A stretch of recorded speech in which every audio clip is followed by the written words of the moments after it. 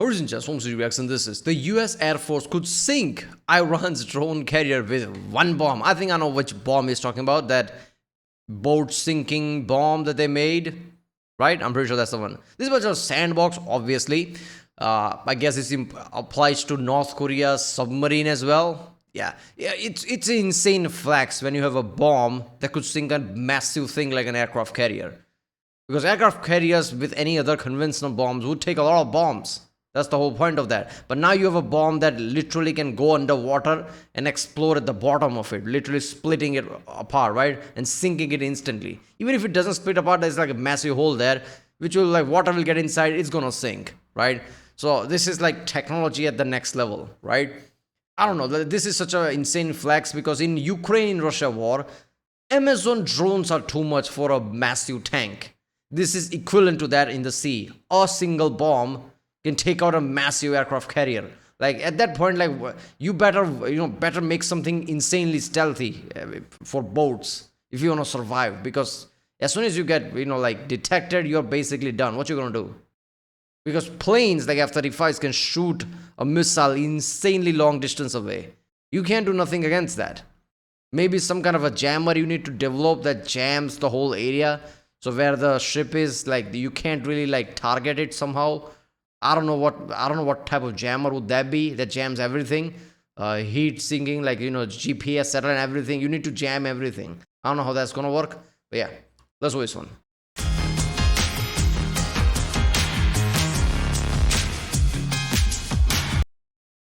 Remember, if you like my reaction, don't forget to like and subscribe. That way, I know which type of videos to react to more. And yeah, I like watching channels like Sandbox. I get to know equipments and geopolitics a lot as well, and what's happening in the world right now, like what kind of developments are working. Sandbox is great at that. So if you want me to do any specific video, comment down. And yeah, let's watch this one.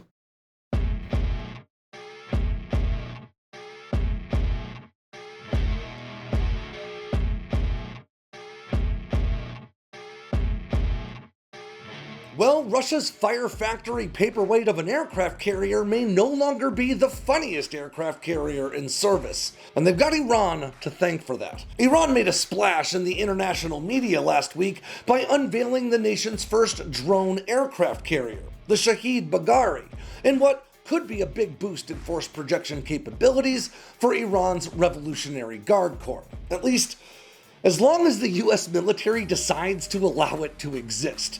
Because over the past year or so, the US Air Force has been testing a new weapon system that could not only take out this new Iranian warship with a single shot, but it could do it for less than the cost of a single Hellfire missile. So let's talk about Iran's new drone aircraft carrier, what it could be capable of, and why a single B-2 Spirit could... Yeah, Hellfire missiles are like a military equivalent of like just basic ammunition. I know it's costly, but people talk about Hellfire all the time, like, yeah, just launch a Hellfire. It's like military equivalent of some what missile to launch. It's a Hellfire. If it's cheaper than that, like, come on. Delete Iran's entire surface fleet in a single sortie. I'm Alex Hollings, and this is Sea Power.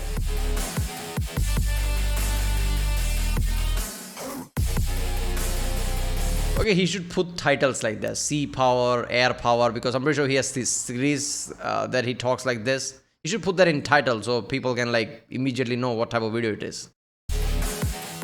In 2022, the Pentagon officially listed quantum computing as one of the 6 emerging technologies that could have a huge impact on the future of defense, particularly when it comes to encryption and stealth, both in the air and deep beneath the sea. And this week, tech giant Google announced their plans to put the first quantum computers on the commercial market within just the next 5 years. While lots of defense focus tends to be on new fighter jets, aircraft carriers, or missiles, the race to field the most powerful computers may just be the most commercial. So in 5 years, people could be able to use quantum computer, which is insane to me. Quantum computer is not a joke.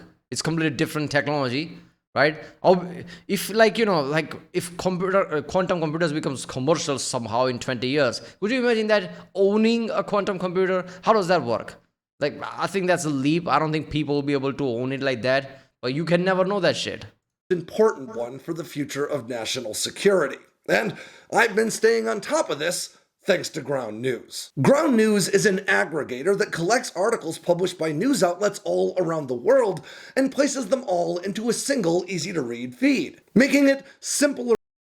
Yeah, people, go to ground.news / sandbox and support this channel. Go to original video page link in the description. You stay on top of things. Last week, the Shahid Baghari officially entered service after sea trials that began last November and its conversion from a commercial container ship that began in 2022. That is correct. This new drone aircraft carrier is actually about a quarter See that it said auto premium, like it's using premium bitrate, but it wasn't until I clicked it. That's insane. century old, with a flight deck installed onto what was formerly the Iranian-flagged cargo ship Pararin. And before that it was the Silvercraft, and before that it was the Iran Kerman. This ship was originally built by Hyundai Heavy Industries in South Korea back in 2000, but now adorned with a fourth name and a Hyundai, is that car manufacturer? Did they build it? I mean, yeah, Koreans can do that. Look at Samsung. Samsung builds this kind of like all military shit, this kind of like a cargo ships and all that. 590-foot flight deck with a ramp at the end. This roughly 787-foot warship can now prowl the waters of the Middle East on behalf of the Iranian regime. In some of the footage that's been released so far, we can see modified Abibel 3 drones equipped with small turbojet engines affixed under wing, operating from the deck of this new drone carrier. Now, under normal circumstances, this is a surveillance drone with a roughly 23-foot wingspan and a top speed of around 120 miles per hour, with a combat radius of only around 30 miles. But the addition of those turbojets could dramatically change the performance of this platform, and to be honest, there just aren't enough details available for us to be sure of what it's capable of in this configuration. Now, the fact that this aircraft is usually relegated to intelligence, surveillance, and reconnaissance, or ISR duties notwithstanding, there is plenty of evidence to suggest that it could also carry small munitions in the same way earlier iterations of the same Abibel line have. Now, footage released by Iran also shows several other drones, and some are clearly modeled after Iran's infamous attempt at convincing the world it had a stealth fighter in development, the Kahar 313. Now, originally unveiled with lots of aplomb back in 2013 as an advanced new stealth jet meant to carry a single pilot on board, the aircraft instead became something of an international embarrassment for the Iranian regime, with experts immediately pointing out that the aircraft wasn't even big enough to safely carry a pilot in an ejection seat, let alone all of the other requisite systems for an advanced fighter before we even consider payload. Now, Iran responded by releasing video of what was clearly a subscale remote control airplane under the auspices of testing footage. But now it seems that remote control aircraft has found renewed purpose as the basis for Iran's new carrier-based drones, which the nation claims completed flight testing in December of 2024. But other reports suggest the drone only made its first flight at that time. Regardless, aside from the ability to launch and recover a variety of drone aircraft, the Iranian government has also demonstrated the vessel's ability to launch and recover small boats, something that could definitely benefit both crewed fast attack boat and uncrewed boat operations, and according to Iranian reports, even uncrewed submersible vessels, or drone submersibles. Because of the ship's commercial lineage, it offers a pretty significant unrefueled range of around 22,000 nautical miles, which is a bit more than 25,000 regular miles for those of us who aren't pirates, and it can cover all that distance at a maximum speed of around 20 knots, or about 23 miles per hour. Thank you for that, right? On nautical miles, don't you realize what a nautical miles? No, man, I'm not a pirate. I get it, like there's navy and shit, but thank you for that, right? I always have to like nautical miles. Let me think about it. Thanks to its B&W 8K90MC 20,000 kilowatt diesel engine. Now, it isn't clear how large of a crew the ship is meant to operate with, but it's standard for commercial vessels of this sort to be able to sail without being resupplied for weeks on end, thanks to ample space on board for food and water storage, along with its fuel stores. Iranian officials have claimed the vessel is armed with both short and medium-range air defense systems, though specifics regarding those weapons remain undisclosed. Then there's certainly ample room on the rear of the ship behind its main superstructure to include a variety of surface-to-air missile systems, or even to add another landing area for rotorcraft or vertical takeoff and landing drones. Of course, the most important aspect of this new drone aircraft carrier is its ability to launch and recover a wide variety of unmanned aircraft. But the threat this ship poses to American security and interests abroad is a lot more indirect than it is direct. As a sea-based launch platform for UCAVs and one-way kamikaze drones, not to mention fast attack boats or surface drones, this ship could offer Iran the ability to launch attacks from new vectors or directions, complicating matters for air defenders distributing defense assets in preparation for an Iranian attack. And of course, this ship's mobility and firepower could also make it much easier. That is interesting because that makes sense. It's not just about if like US can take it out in one shot. Of course it can, but would US do that? Of course not. That means war. All the indirect shit, like this is another thing to worry about for US. Like they can attack from different directions. They have to worry about like it becomes a station basically where you can like land ship, do small repairs in and there, like refueling. It doesn't matter how good it is. It's an aircraft carrier, so it's another avenue that opened, right? And now US have to worry about that. Like okay, from the ocean they can like operate like this. Easier than ever for Iran to wreak havoc on commercial shipping lanes. Again, maximizing the reach and the complexity of their anti-ship attacks to make it harder than ever to defend against them. And that is a big problem, not just for the American economy, but for global trade that relies heavily on shipments of oil and other goods traversing Middle Eastern waterways. As we've seen from Iranian proxies like the Houthis over the Red Sea in the past year, it doesn't take a great deal of advanced technology to create big problems for global trade. And there's no denying that the Shahid Bagheri could do an even more effective job of throwing a big wrench in the world's commerce machine. But then, if this ship were to mount such an attack on global trade, that attack probably wouldn't last very long, and to be honest, neither would the ship. In fact, the US could send this drone aircraft carrier to the bottom of the Persian Gulf using little more than a new guidance kit and a dusty old bomb that's been sitting around since the heyday of the Cold War. Now, it is important to note that sinking a ship the size of the Shahid Bagheri is no small undertaking. These vessels are designed to withstand heavy seas, battering waves, and decades of service. And because of the immense value of the cargo they usually transport, a great deal of time and money has gone into ensuring damage to one portion of the ship does not result in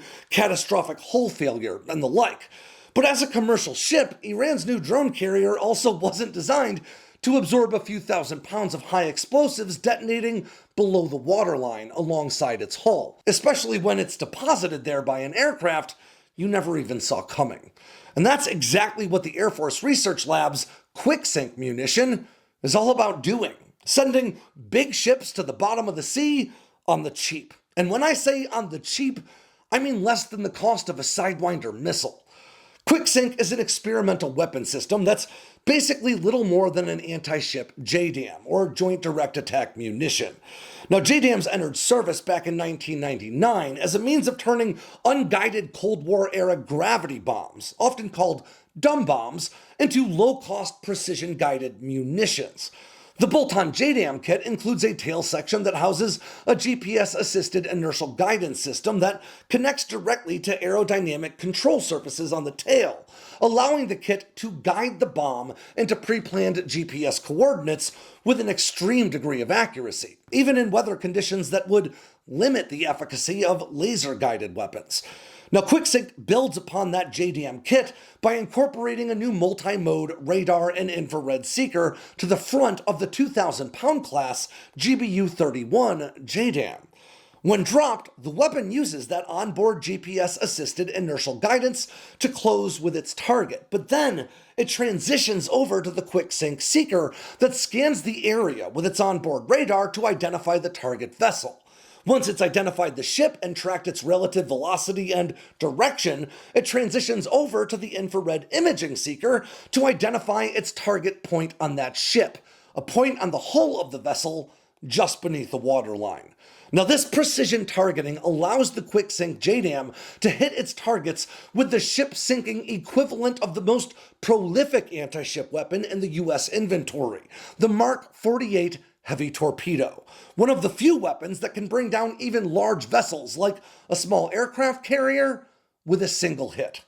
Now, as I mentioned before, sinking a large ship is a huge challenge. So huge, in fact, that sometimes they just aren't. And instead, you keep hitting them with anti-ship weapons until they can't continue to fight and are just left adrift. But the 20-foot-long, 3,700-pound Mark 48 heavy torpedo is among the most potent ship killers ever to reach service. And while a single Mark 48 launched from one of the US Navy's Virginia-class attack submarines would have little trouble introducing the Shahid Bagheri to Davy Jones, well, that single torpedo would also cost around $5.5 million to replace, not to mention a trip to a friendly port to be rearmed. Oh, that's insane to me.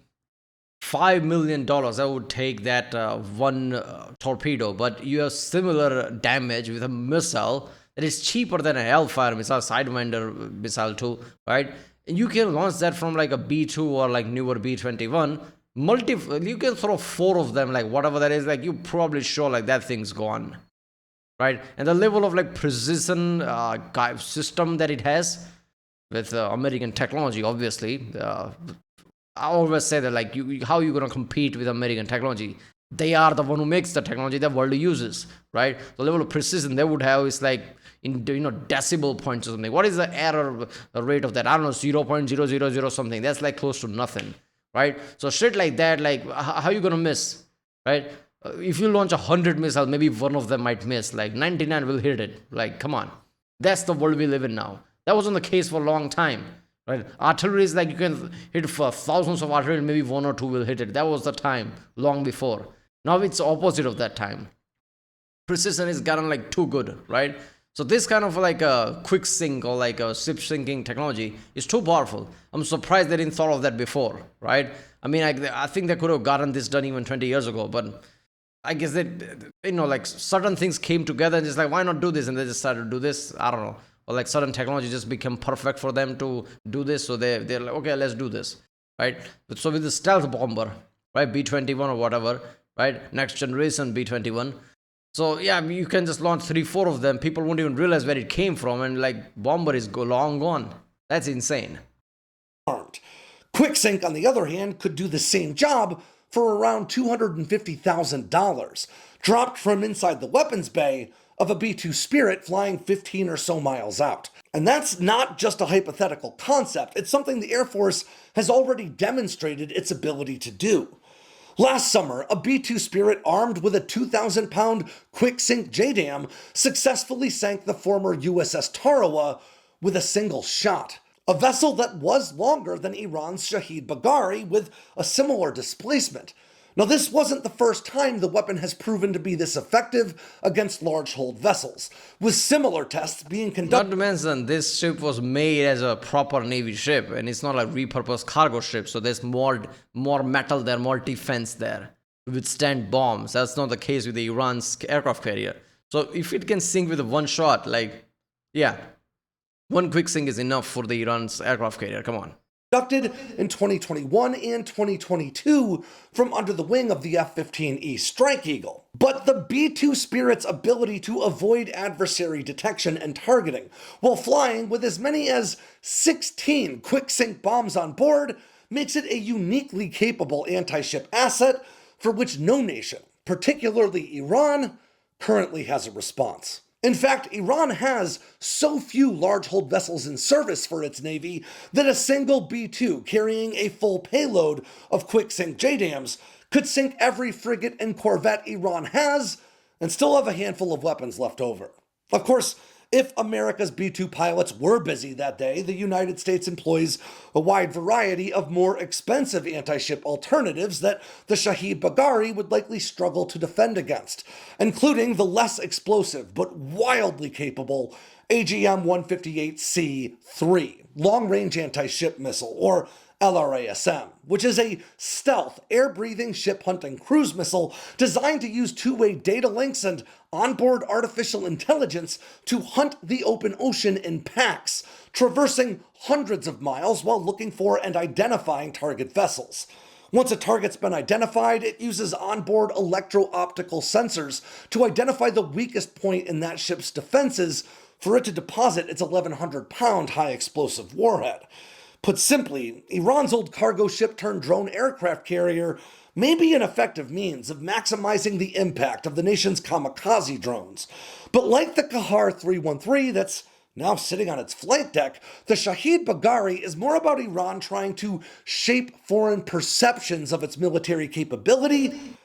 I mean, in the end of the day, look, if you don't have an aircraft carrier, having any aircraft carrier is better than not have an aircraft carrier, because like a checkbox list, right? You can talk about it, you can project strength like that. So yeah, and in the past wars, every country has like repurposed their like cargo ships and things to do something, right? So this is not some unheard thing. But yeah, compared to US or something, like there is no really competition there, obviously. But the point isn't about like something against US type of way. The point is not to have aircraft carrier or to have any aircraft carrier. So it's better to have this than not, and it will cause problems. That's the thing.